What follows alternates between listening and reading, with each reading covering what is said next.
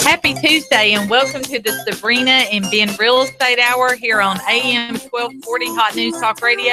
We're glad to have you back, Ben. You've been skipping out the past couple weeks. I'm well rested. I don't know, 5? I'm doing something wrong. What is this about resting? You've been taking it easy on the beach somewhere? I think that's an important aspect. It's all about work-life balance, right? I mean, oh, yeah. Look how happy I am today. I'm telling you. I am glad to be here, folks. And you quit shaving. Yes, I did. I'm planning on going to Alaska soon. A full beard. Alaska's going to be the next trip. It's the next trip. Awesome. I'm just kidding, but well, while you've been out having fun, we've been working. We've been working very, very hard. Let me just tell you, I have to. I don't want to brag. I'm a humble person, but I have to tell you that the real estate market is truly unbelievable right now. We just listed a house on Signal Mountain last week within 24 hours, under contract, full purchase. 24 hours. Within 24 hours. So say listing for me. Within listing. Sold. That's it. Listing. That's sold. our motto. That's listing our motto. sold. Listing sold. And so then we list one in East Ridge. Less than 24 hours. Listing sold. Exactly. And now we sold one in East Brainerd over near you off Bradshaw Circle. So the neighbor saw how fast that listing sold. So they called and said, hey, come put our house on the market. We did. Guess what? Listing. Sold. You got it. It is unbelievable. And we need more houses to sell. That's the bottom line. We need more houses. List your house today. There's never been a better time to sell. These sellers, like I said, they're getting full purchase. In some instances, especially when we get more than one offer, they're getting above the list price. It's unbelievable. The best the market has been since 2008. Wow. So and that's a good time because 2008 was not a great year. No. For a lot of folks in their financial life. There's a lot of fear. Exactly. I remember this thing called the Dodd-Frank bill that was announced that year. Yeah. That put a lot of fear into my business plan. Oh, yeah. And then, of course, we had the banks running scared. They weren't letting go of any money. They weren't making loans. We had appraisers running scared. They weren't giving any value to any of the properties. That's so right. Things have really, really gotten better. And I know it's a great time to sell. Speaking of getting better. It's a great time to buy, too. And this is where you come in. I know that you are just ready to pre-qualify some buyers, and I know you have some new programs. I want you to tell us about your new program. For anyone thinking about buying out there. So you hear all this stuff about listing sold, and then you wonder, well, are they for real? Can they really be a good time to buy? How can it be both sides? And the truth of the matter is no one here has a crystal ball. But I can tell you that somebody did predict back in October that Trump would be the presidential nominee, and I will brag on myself for that. So here's what I want to say. I don't have a crystal ball, folks. I make educated guesses, and I'm right, hopefully a little bit more than half the time. But no, seriously, my success depends on my client's success. Right. Because when my clients are successful, guess what? I am not only successful, but they come back, they tell people about me. They tell folks that I did a good job. That's what it's all about. It's the same thing for you. It's the same thing for the politicians, which, by the way, we might just have a politician here in a few minutes, and I think I see him standing by. But we do have a special guest. I want to get into that here in a minute. But, our success depends on the transparency of our business. And it is a great time to buy right now. Well, it depends on happy clients, too. Right. We've got to have happy clients because they're going to go out and tell their friends and their family. And thank goodness, you've really conquered it when you are working on referral business. That means you're doing something right. Amen. 20% of my business is from an unhappy situation where the client's in process with some other lender and the train has come off the tracks. And they're laying over there in the grass or something next to the tracks, and they almost come desperate. And that brings me a lot of joy. I know it does you too. Yeah. When you can take a bad situation and make it even better than the original expectation. Oh yeah. So that's why we're here. So back to why it's a good time to buy right now. There's a lot of you folks that are under the age of 40-ish, and you guys are just now starting to buy a home. You've been holding out on me a little bit too long. It's time to buy. That's right. There's a new product out, and it's truly a gift. It's truly a gift of a product. It's called the 1% Conventional. Let's hear about it. Let's hear about it. All right. Here's the catch. let's go ahead and get the catch out of the way. There's always a catch. I like to start with the negative first.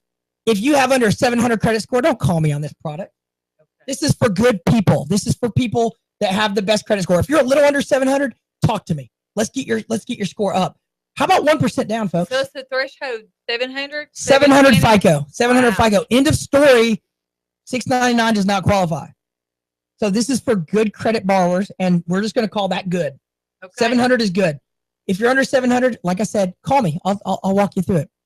We walk 500 people through it a month. So well, if they're under 700, don't give up because you can turn them on to another product like an FHA loan or something like that. Hey, I grew up when I was a boy. I ate beans out of a can for 2 weeks in a row. Yeah. Don't give up, folks.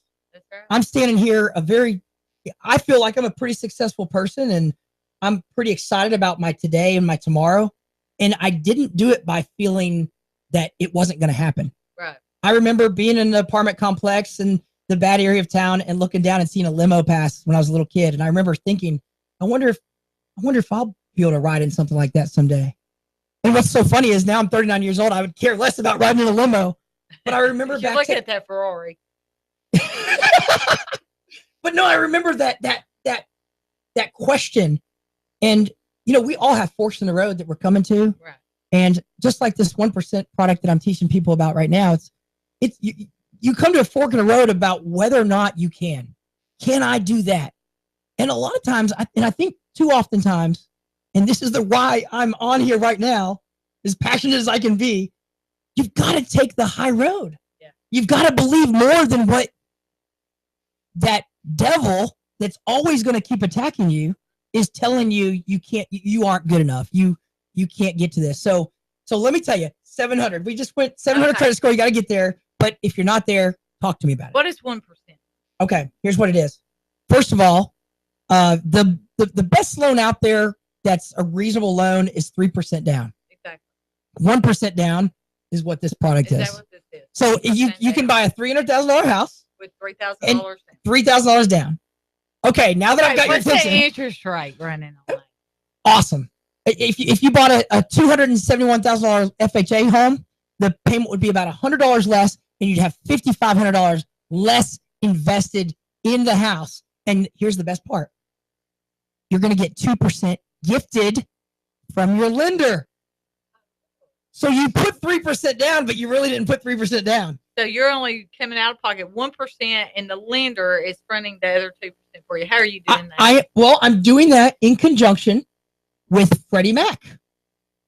Freddie Mac is interested in helping certain underserved areas, okay, which is not a catch actually, but the driving force here is that there is no income limitation. If you're a doctor today making $500,000 a year, you can come see me about 1% down if you don't own a home today. So how do you determine whether or not the property itself qualifies? Okay.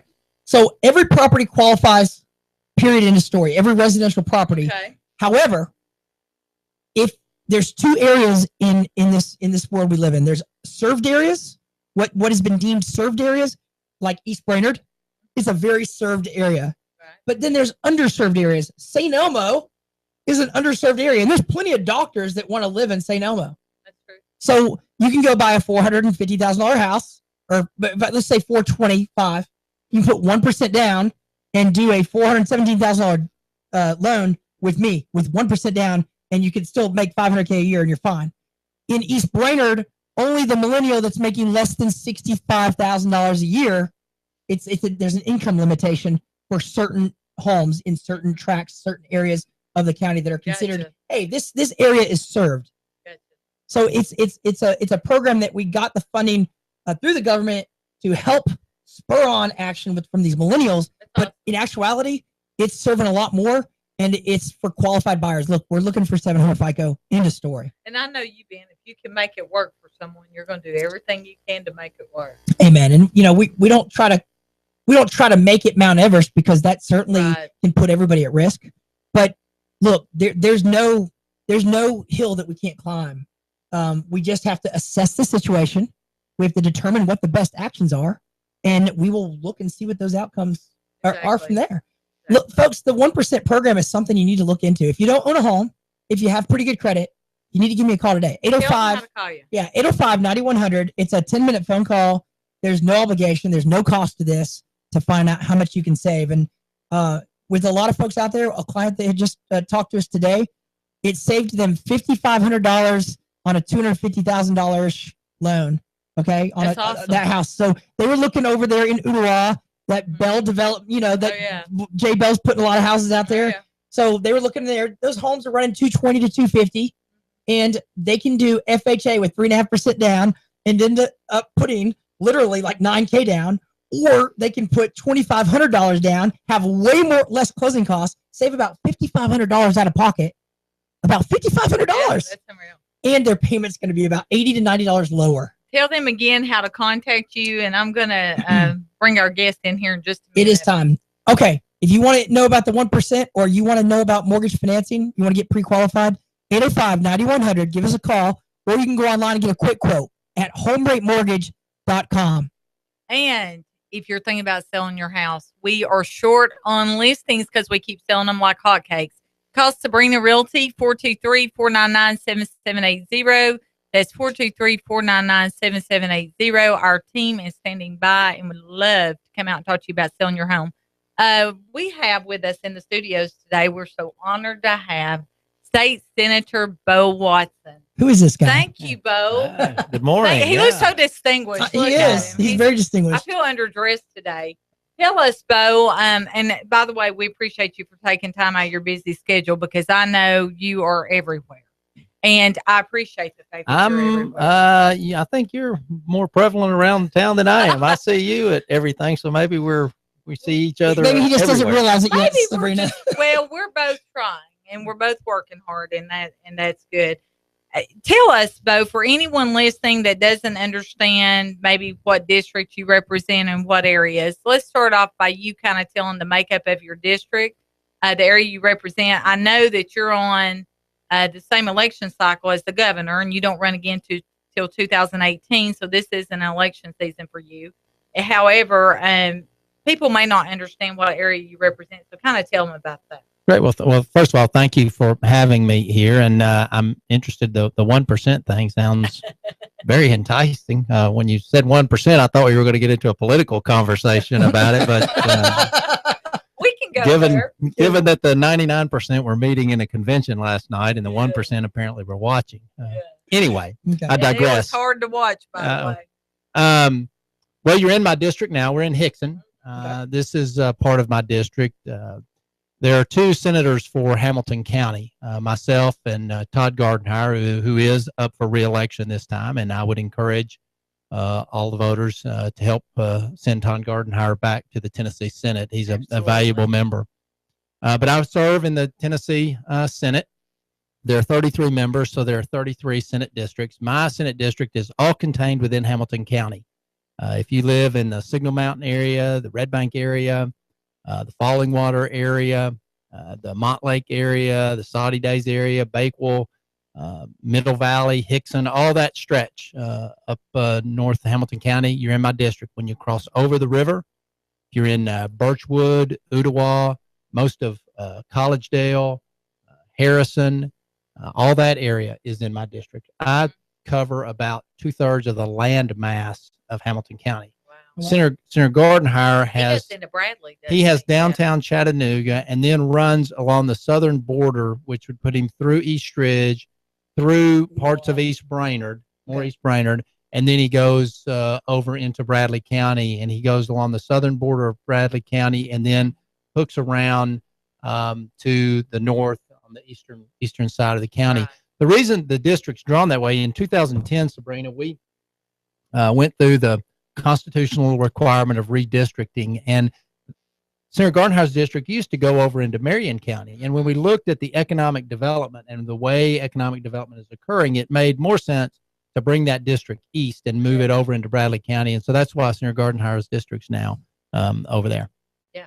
Now, is that called gerrymandering? And is that part of that? Well, we like to say 2010 was the first time in 150 years that Republicans actually had the opportunity to draw the maps of Tennessee. And we would like... How many years? 150.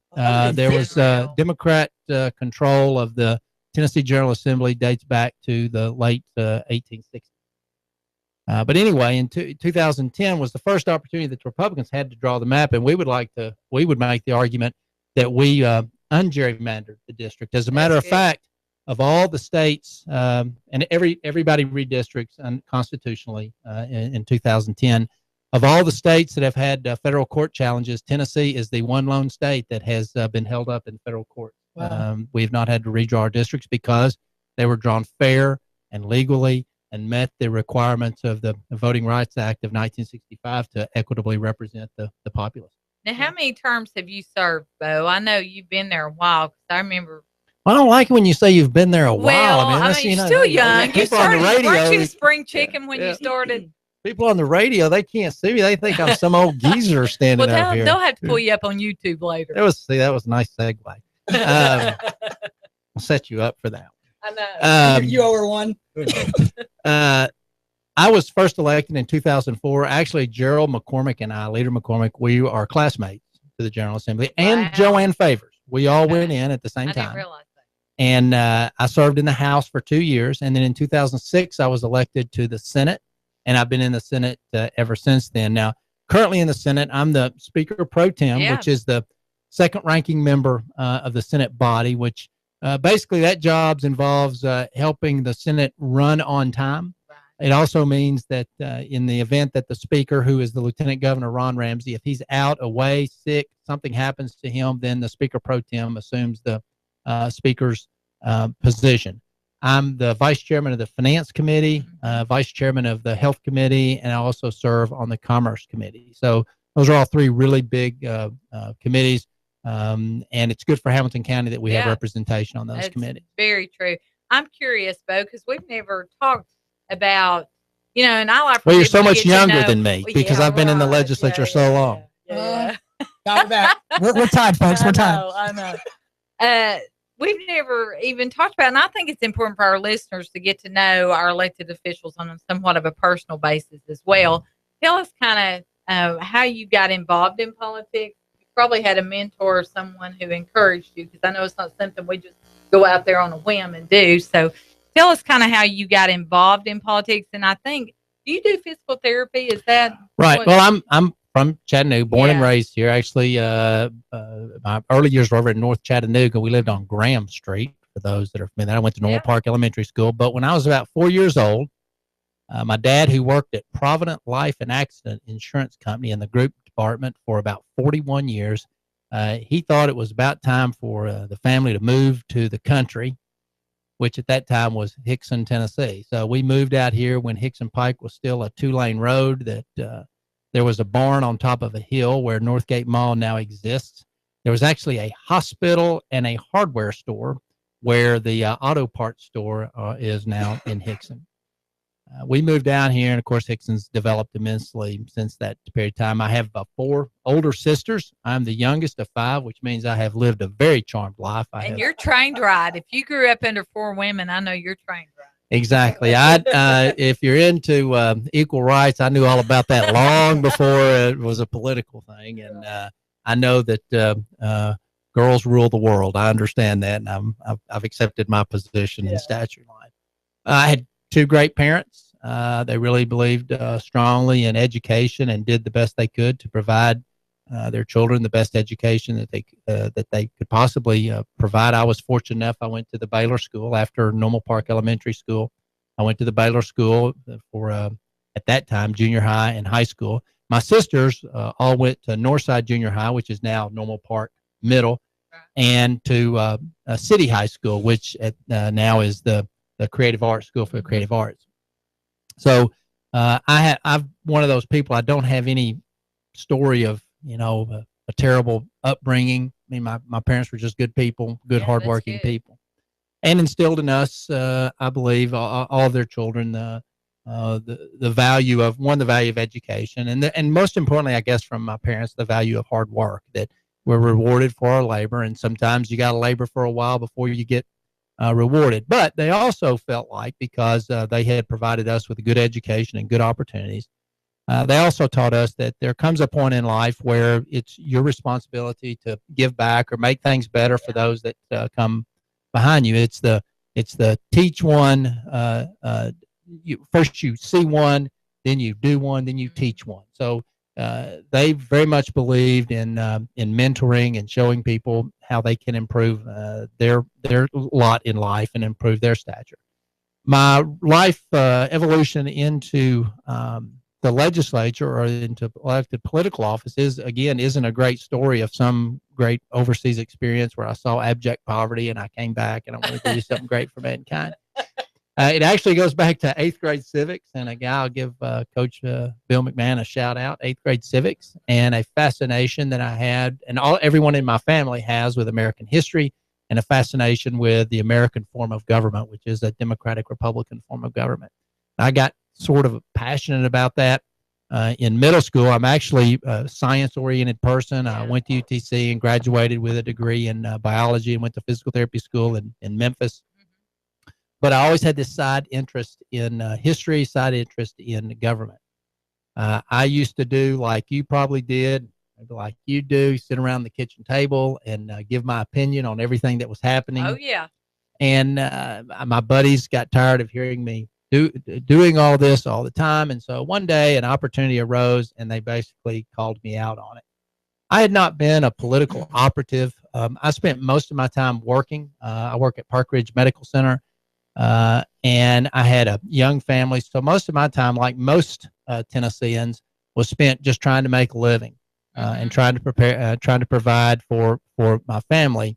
And as I got older and circumstances changed for me and things got better, I was able to begin get more and more interested in the political world. Well, in 2004, an opportunity arose. As you know, Sabrina, political opportunities, windows open and windows close very quickly, kind of like the houses that you sell. You know, they go to the market, then they're gone very quickly.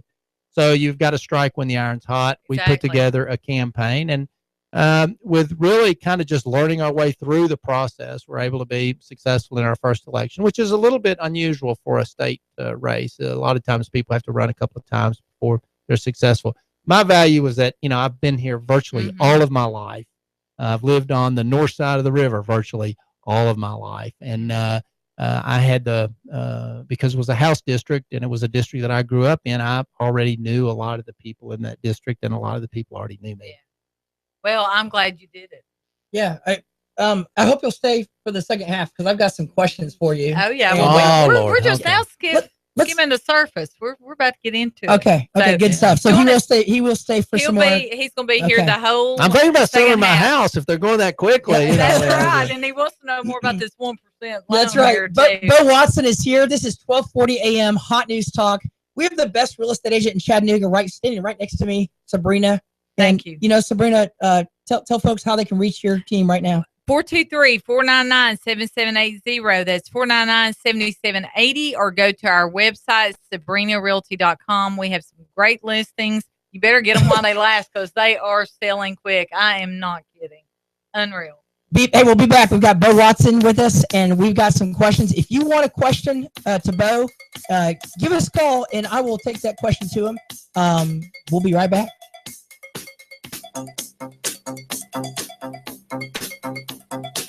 Welcome back. This is Ben Phillips with HomeRate Mortgage, and I've got Sabrina Smedley with Sabrina Realty. And we have Bo Watson here with us, Senator of Tennessee here in the Hamilton District, right? District 11. I have all these questions written down. You can already tell how the time's flying. And I know you had a question, Ben. What kind of question did you have? Well, okay. First of all, your parents taught you education. Yeah. They taught you the importance of education, the value of it. Yes, absolutely. Okay. Yep. So I'm just going to get into the heart of it. So what can you do? What can you persuade your fellow senators and House members up there in the legislature? What do we need to do right now in education? What changes can we make? Because it appears, and this is just to sort of throw out, you can agree or tell me if I'm wrong at all. It seems like our test scores have been kind of going in a downward trend over the past so many years. We hear society saying that we're getting dumber, that our kids are not getting math, reading, and science in a way. They're not getting smarter. They're getting dumber in those areas. We're leveling the playing field. Yeah. So what can you do as a senator what do you believe in that your parents instilled in you? What can you do right now for us that you need my help in persuading the world and every voter's out there? What do we need to do in education? Well, let me clarify a couple of things. Sure. Number one, test scores in Hamilton County may not be performing as well as the rest of the state, but test scores across the state are actually a lot higher than they used to be. Okay. As a matter of fact, probably when I was in school, which would be in the 70s and late 70s, Tennessee probably ranked 47th, 48th in education. I remember that. Well, today, Hamilton County's there now. Yeah. Today we rank in the lower 30s. Okay. And that's occurred over the past 10 years. We've made incredible progress. As a matter of fact, this is going to shock you. As a state, Tennessee is now looked at one of the most transformed, reformed educational states in the country. Other states actually come to look at what we're doing with education, public education, to learn from some of the things that we've done. We led the nation. There's a test given every 2 years. It's called the NAEP. It's a national assessment. Tennessee, although we don't have the highest scores, Tennessee showed the highest improvement, the largest gains that the test has ever recorded over the past 2 years. Now, that's the state in total. Okay. My responsibility, and then I'll let you ask me your next question, but my responsibility is to do the best I can to set educational policy, to help set educational policy that allows for our educational system and our educators to provide to our children the best education that we possibly can. And along with that, to try and fund or try and provide the necessary resources to execute that plan. That's the challenge. We can put things on a piece of paper, and they look very good on a piece of paper, just like you can put out a home mortgage on a piece of paper. But the ability to execute that plan is where the challenge exists. And I tell you, the biggest problem we have in this state is the inability of our citizens to read effectively. Yeah. Oh, and our third and fourth graders, I mean, it's astonishing. About 64% aren't reading on grade level. And I think that here in Hamilton County, that what we're really lacking is true leadership. And I think there's an opportunity here locally. We elect the right people to go serve on the school board, which it's important to go vote August the 4th, anytime between now and then.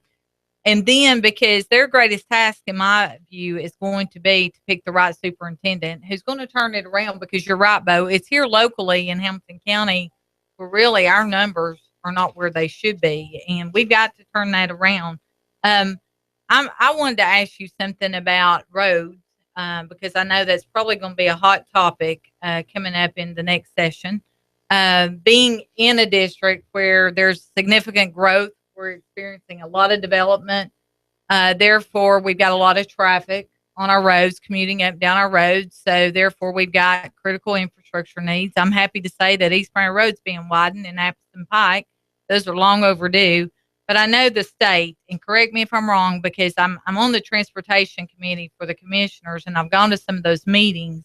And I think they had said that we were like $6 billion backlogged in road projects. And by the end of the year, we may be somewhere about $8 billion. And I'm talking billion, not million, backlogged. And I know Tennessee's a pay-as-you-go state. We pay for our roads, don't issue bonds and stuff like we're very fiscally responsible. So tell us, Bo, what you see. I know that this is probably going to be something that's going to have to be addressed soon. And when you think it will be, and if you think it's going to be in the next session. Yeah. Well, first of all, let's make sure everybody understands how we pay for roads in Tennessee. Yeah. Okay? We have a dedicated fund. We do not use general fund dollars for roads and bridges. That is purely from the user fees that we pay when we buy gasoline. Referenced as a gas tax, but it's really a user fee. So gas pays for roads. Gas pays for roads and bridges. And there are two pots. There's a federal pot, which goes to Washington, D.C., and then every dollar that Tennesseans send to Washington, D.C. out of the user fees for roads, 90 cents of it comes back to Tennessee. So we don't get 100% of our dollars back. And how much per gallon? Oh, you caught me with a question. I'm off. No worries, but it's some percentage, some small percentage. Yeah, everybody so you pay a federal tax, and then you pay the state tax or user fee. Now, the beauty of gas tax is that it truly is a user fee. I mean, if you drive a car up to the gas pump and you put gas in it, you are then going to drive on a road. Right. So you're essentially paying for the use of that road. Right. The last time we adjusted our gas user fee was in about 1986, middle 80s. We haven't adjusted it since. Now, a car in the middle 80s probably got, 12, 14 miles to a gallon.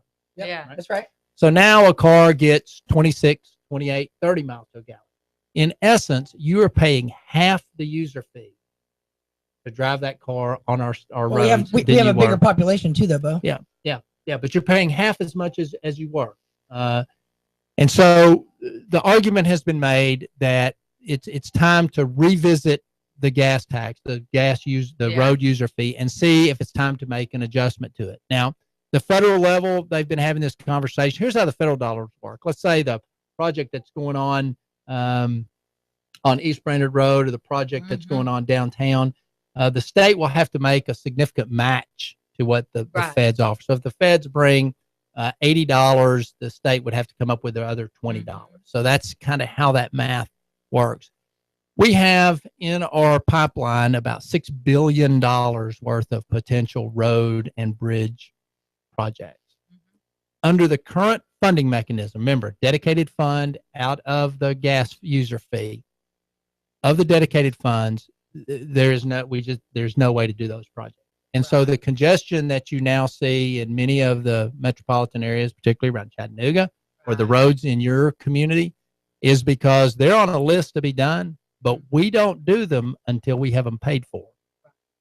And that's the pay-as-you-go that you referenced. We have never gone into debt to pay for those. Now, why is that important for the community to understand? Because we don't spend money servicing debt. Florida, Texas, for example, has about $18 to $20 billion of road debt. So a large portion of the tax dollars that they take in, they're just servicing their debt with it. They're paying off their debt. Absolutely. We don't do that. That also means that our citizens have to be more patient, because we're going to take a longer time to build a road. We just are. We're going to pay for it. So if we want to do some of these projects, and some of them are very huge projects, like redoing the interchange at I-24 and 75. Isn't that all federal dollars? State has to come up with a match. Okay. So if it costs, whose decision is that? Is that federal decision or state? Well, those are federal highway systems that the state uses and the state helps maintain. And so, because of that, it's a relationship between the federal government and the state government. And so if we're going to do the project, the state is going to have come up with its portion. And remember, our federal government is $19 trillion in debt. You just nailed it for me, brother. You just nailed it for me. So you got instilled these values by your parents about education, but then you also told me at the beginning of this program that Coach Bill McMahon was sort of like a first person that inspired you to get into politics. And this is a tough question, but this is my sincerity from my heart. Look, if you want to help the future, then you've got to make the future better. What are you going to do for me as a voter and for the listeners out here to reduce this 19 trillion? How can you help me stop it? Because if the 19 trillion continues, vote Trump. Vote Trump. What else you going to do? But I want to hear from him. I've been hearing from you for a while. And you were hearing it from me. So let's. Well, I mean, if you really want an honest answer. No, I want the straight up answer, not the politician answer. Right, I want an honest answer. The honest answer is, if you want to reduce the federal debt, then individual citizens, local communities, and states themselves have to be willing to spend less money. All the money that the federal government spends is not necessarily just on federal programs. Look, the state, we have a road program that we share with the feds. We have Medicaid, which is the largest growing part of our budget that we share with the feds. We have all different kinds of programs that the government has gotten into that the citizens want. I mean, last night during the Democrat convention, you heard all the other new things that were being offered: free college tuition, eliminate their debt, Social Security that would go beyond what we do now, universal health care. I mean, these are all things. They may all be well intentioned and good, but they all cost money. Yeah, but so if the one role that the state can play in all this is, states have to be willing to fund some things that they haven't done in the past. or not do them. If you if you want to lower, if you want the federal government to spend less money on roads, then you're going to build less roads in your community, or you're going to pay for the roads through your own citizens' tax dollars. Okay, I got a quick 1 second answer to the best of your ability. What's our federal government spending on defense every year? Oh, the federal defense. $1 trillion. Oh, it's a small amount. Right? No, just trillions of dollars. Yeah. So how many? Oh, I don't know the number. 2 trillion. I don't know the number. Oh, what's the healthcare? What do we spend on healthcare every year? Oh, healthcare has now grown to be 18% of our GDP. Which so whatever our gross domestic GDP is like what 4 trillion? Yeah, something like so that. So 18% of that's like 800 million. Oh, it's a huge amount. Yeah, 800 billion. Yeah. So why don't we just take all those biggest things and cut them in half for a couple of years and see if we can't get this 19 down to 16? Because see, I'm a business owner. I run a business. There's employees actually counting on me. There's clients counting on me, and I've taken risk. You no matter what, we're taking risk in things we do. Sometimes we build some debt, but then we plan to make that debt a wise investment to get the debt down. And we don't currently have debt. And I'm so blessed to not have debt in my business. It's just month-to-month debt. And at some point, I had to draw a line and cut back what I paid myself. And whether it's defense, no one wants to talk about defense. I'm willing to cut my head off, y'all. What are we going to do for this 19 trillion not to go to 40 trillion? Game over. Well, because yeah. I can't. Well, it matters who governs. I mean, I'm sorry, it matters who governs. If you look at where our country is headed right now, we're headed. There will be no defense. We are headed in. It's not a direction that's conducive to business.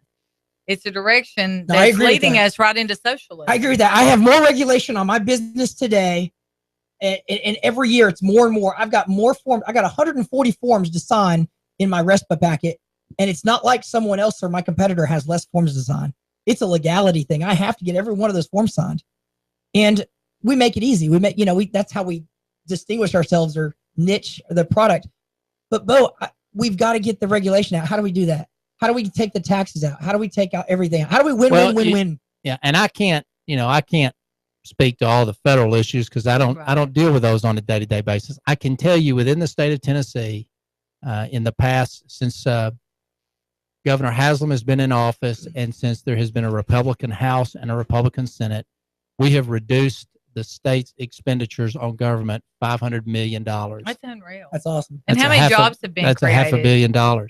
Well, I mean, we've shrunk the size of state government, both by not only monetarily, but by individuals as well. And hopefully those people have moved on to the private sector. Mm-hmm. We certainly put in place an educational program for those folks that they can be retooled so that they can use their skill set in the private sector. Mm-hmm. So the state of Tennessee, we are one of the best. We are always ranked as one of the top 5 best financially managed states in the country. The way we fix maybe we need to send one of you to be president of the United States. Let's be fair to the federal side. There are a lot of people who want to make cuts as long as their cuts don't affect their piece of the pie, and that's the problem. And to roll back, no one just. I mean, Senator Corker's been making this argument ever since he arrived in Washington about the federal debt being our biggest liability. But you cannot roll that back instantaneously. History will teach you that you can't do that. This is you're right about this. Is a mindset that has been built since the 30s, and it has evolved, and we're at a point now where it's legitimate to ask you a question: can we really afford to do some of these things that we're doing at the federal level? But I can't control that. Exactly. On the state side, states have to have the ability and the desire to say no. For example, there's only 1 or 2 states that take 0 federal funding for education. Now, Sabrina looks at the education budget because they have to approve how much they're going to give to them. Imagine if Tennessee decided, well, we're going to help cut the federal debt by not taking any federal dollars. Mm-hmm. Now, it's only about 10%, I think, of our overall state education budget. Doesn't sound like a lot, but it's a whole lot of money. It's kind of like when people say, well, the federal government's going to pay 90% of the cost when you expand Medicaid. Well, that remaining 10%, That's a whole lot of money. It's not like a nickel and dime stuff. It's a whole lot of money. So if it goes back to what I said earlier, if you want to cut the federal deficit, then two things have to happen. One is more of the federal budget has to be discretionary. The reason that the costs at the federal level are so high is because of three things, and three things alone: Medicare, Medicaid, and Social Security. Yeah. But you don't say defense. Defense is that's an easy cut. That's an easy way to cut. The defense is discretionary. Social Security. But it's a real cost. Sure it is. Sure it is. But if you're a businessman and you look at your business, you go, well, my maintenance is a lower cost, but maintenance over time actually saves me money. So do I cut my maintenance fee, or do I go after the more low-hanging but maybe fruit? I need to look at the maintenance and determine, just like that, for me, it's an employee. Maybe that employee's not doing good work. You and I might philosophically disagree. I believe that the one role that government has in our life is that it is to protect its citizens from enemies, foreign and domestic. And so, and that's, what defense do we have, though, if we don't have the money to do the things that keeps us alive? Well, again, and I guess I'm not being very persuasive with my argument, but again, if you are unwilling to look at the non-discretionary spending, which is Medicare, Medicaid, Social Security, if you're unwilling to look at those, then you're gonna nickel and dime your reductions, and you're just not gonna have an effect on the larger picture. I mean, there is a gentleman who is known as the Comptroller of the Treasury of the United States of America. He is not elected; he is appointed, and he's appointed for 8 years. Therefore, he has no political tie whatsoever. He's free to do and say whatever he wants to do. For the past 20 years, they have been talking about the economic equation that doesn't work with Social Security, Medicare, and Medicaid, that we need to have a serious conversation with the public about how we're going to deal with those three. The others are important too, but those three are on an unsustainable course. And what happens is we get to a crisis point, as we did a few years ago, and that we'll borrow money in order to make the crisis go away. And then eventually the crisis will come back because of, it's not anybody's fault. It's because no one anticipated the baby boom that occurred in the late 40s and the 50s and the 60s when Social Security was created in the 30s. And we now have that huge population, the largest population in the history of America, that is moving towards retirement. And they all have a stake in Social Security. They all have a stake in Medicare. And they feel like they have paid, as they have, that they've made their payment to that and they are due back. The average Medicare beneficiary has paid in about $150,000 to the Medicare system. They will extract from the system about $350,000. That math doesn't work. And the reason that people like Senator Corker is talking about this is because when that debt has to be paid, it's going to be paid by my children, your children, their children, the children after that. And then China's going to get their cut too. Now, to be fair, there are economists who argue that the national debt is a mythical thing, that it's not that important. I disagree with them, but there are those who make that, economists who make that claim. At the end of the day, despite all of these things, we still live in the greatest country in the world, and you can only imagine what it must be like to live somewhere else. For now, I mean, and we'll get Chuck Fleshman coming here and let you ask him a lot of those questions. I'll try to get him booked. I'll see if I can get him. You know what? I just got to say, I appreciate you taking those kind of firing questions too, Bo, because not every guy's going to do that. I mean, if you think about it from my point of view, just like the average listener out here, just like me, I didn't even have that grasping of the difference between federal and state, even though I know that they exist separately, but I don't.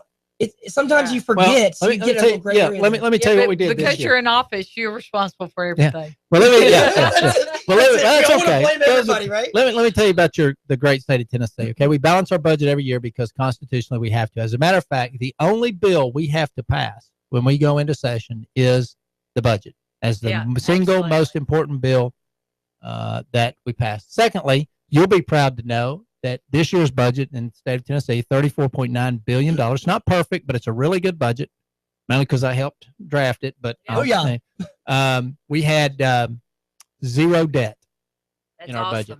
That's awesome. Yeah. See, and I guess to sum it all up, you said, to end with this, would you agree with me on this? Life in America right now, it's run on one word, and it's called confidence. Would you agree with that? Well, confidence has a lot to do with all of our. Sure, yeah. It's look, whether you like him or not, Bill Clinton made a great statement back in the early 1990s when he was running against George Bush. He said, "It's the economy, stupid."